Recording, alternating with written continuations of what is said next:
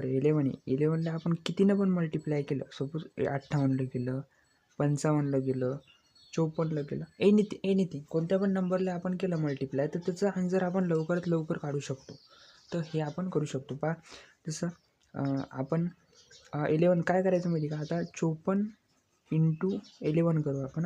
आता हे जे 54 आहे ना, 5 इथे लिहायचे, 5 इथे लिहायचे आणि 4 इथे लिहायचे. बस आता याचं काय करायचं, प्लस करायचं आहे. याचं काय करायचं, 5 आणि 4 किती जात 9. हे तुमचं काय झालं, आन्सर झालं. 594 हे काय झालं, तुमचा आन्सर झाला. हे तुमचं आन्सर. तरी तुम्ही हे जर का मल्टिप्लिकेशन करून पाहिलं तर त्याचे नाही. आता सपोज मग तुम्हाला असा डाऊट असेल की बाबा मग हे दोन्हीची बेरीज केल्यानंतर 10च्या वर जसं ॲडिशन होते, तसं समजा एखादा अंक म्हणजे त्याला आपण हातचा द्यावा लागतो. तर मग ते हातचा कसं द्यायचं ते पण पाहू. आता आपण एक अंक पाहू. आपण 58 घेऊ, ते 58 घेऊ आणि इंटू 11 करू. ओके, मग 58 घेऊन इंटू 11 करायचं. हे 5 इथे लिहायचे, 8 इथे लिहायचे, हे आपली ट्रिक.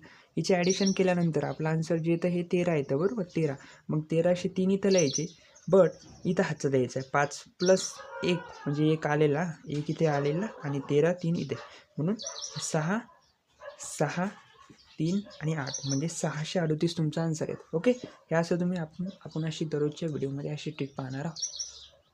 थँक्यू.